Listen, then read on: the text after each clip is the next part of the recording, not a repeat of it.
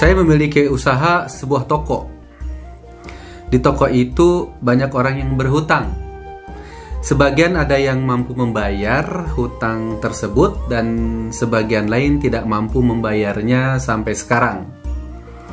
Yang ingin saya tanyakan, bolehkah saya membebaskan hutang mereka sebagai zakat tijarah saya?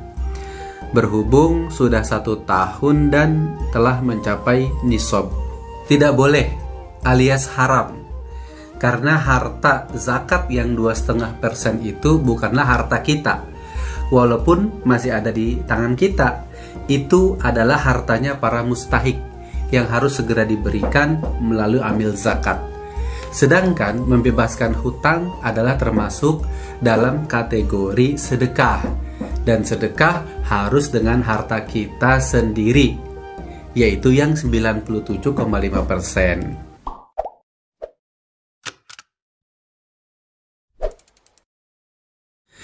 Terlebih dahulu, Abi ingin menjelaskan pengertian beberapa istilah yang berkaitan dengan zakat. Dalam agama Islam ada istilah infak. Infak itu ada 2 macam. Ada infak wajib, disebut juga zakat, dan infak sunnah yang disebut juga sedekah. Dalam istilah lain ada juga sedekah wajib, yaitu zakat, dan ada sedekah sunnah yang lazim disebut sedekah saja. Karenanya istilah badan amil zakat, infak, dan sedekah alias bazis sebenarnya double istilah, karena infak dan sedekah itu dapat menjadi satu arti.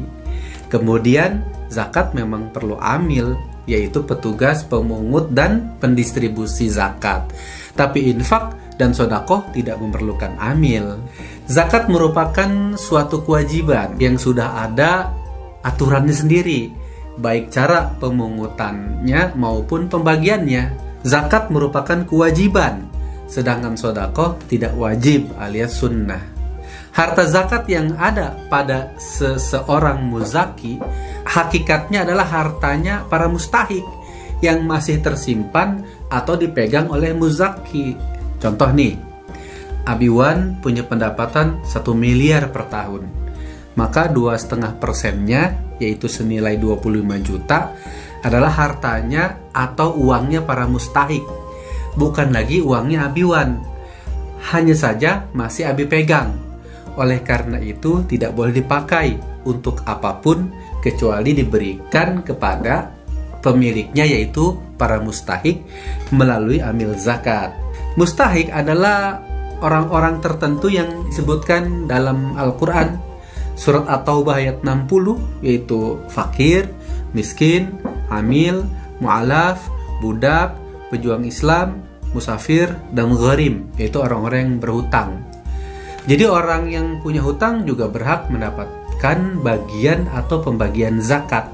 Tapi membebaskan hutang seseorang itu masuknya kategori sedekah. Perhatikan surat Al-Baqarah ayat 280. Wa in kana dzu usrah fanaziratun ila maisarah wa an tasaddaqu khairul lakum in kuntum ta'lamun.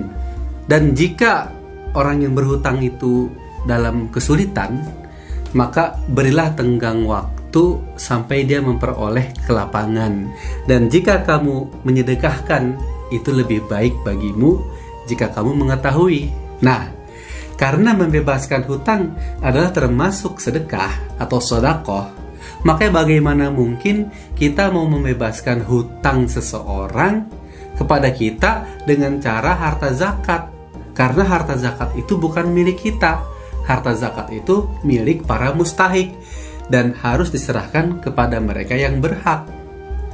Sebaiknya kita keluarkan zakat kepada amil. Apabila kemudian amil memberinya kepada mustahik yang kebetulan punya hutang kepada kita tadi, kemudian dia melunasi hutangnya dengan uang itu, maka prosedur pemungutan dan pembagian zakat itu sudah benar. Tetapi apabila kita sendiri yang membagikan harta itu dengan nama sedekah, padahal itu adalah harta zakat, maka hal itu tidak benar. Karena itu tadi kita tidak punya hak atas harta zakat itu. harta itu milik para mustahik yang masih ada di kita. Sementara membebaskan hutang termasuk sedekah. Dan harta sedekah adalah harta yang di luar 2,5% tersebut. Memang ada beberapa para wajib zakat yang menyalurkan zakatnya dalam bentuk sodakoh. Bahkan terkadang zakatnya semula hasil pertanian, tetapi kemudian dikonversi menjadi sodakoh dalam bentuk sarung misalnya. Perbuatan semacam ini mengandung beberapa kesalahan, yaitu yang pertama, menyedekahkan harta yang bukan haknya karena bersedekah dengan harta zakat. Ini adalah perbuatan zalim yang diharamkan. Yang kedua, seharusnya orang yang berzakat itu membayar zakatnya dengan hasil panen pertaniannya, misalnya padi atau beras, tapi malah mengkonversinya menjadi sarung. Ini suatu kesalahan karena yang wajib dikeluarkan adalah hasil pertaniannya, bukan sarung. Kecuali apabila sawahnya ditanami sarung kali ya. Tapi apakah ada orang yang menanam sarung di sawah begitu? Di mata penerima sodako, pezakat tadi dinilai sebagai seorang yang dermawan. Padahal sodakoh tadi berasal dari harta zakat yang bukan miliknya. Maka ini perbuatan adalah sama dengan mengelabui orang, biar disebut dermawan. Bersedekah dengan menggunakan harta zakat. Sebenarnya ia mencuri harta milik orang lain, yaitu hartanya para mustahik zakat untuk disodakohkan. Orang seperti ini disebut dermawan berakal bulus. Ringkasnya, sahabat, yang pertama, mengkonversi zakat menjadi sodakoh hukumnya tidak boleh, alias haram. Yang kedua, harta zakat yaitu milik mustahik adalah 2,5%. 3.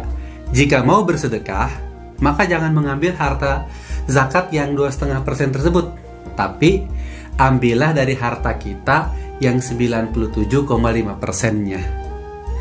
Semoga dapat difahami. Jika masih belum paham, coba diulang-ulang penjelasan Abiwan dalam video ini. Demikian, wallahu a'lam. Terima kasih telah menyaksikan sampai selesai. Ikuti perkembangan semua pertanyaan seputar ibadah dan persoalan keagamaan Islam lainnya. Jika sahabat ada pertanyaan, silahkan DM ke IG Abiwan Official. Sampai jumpa di video selanjutnya. Wassalamualaikum.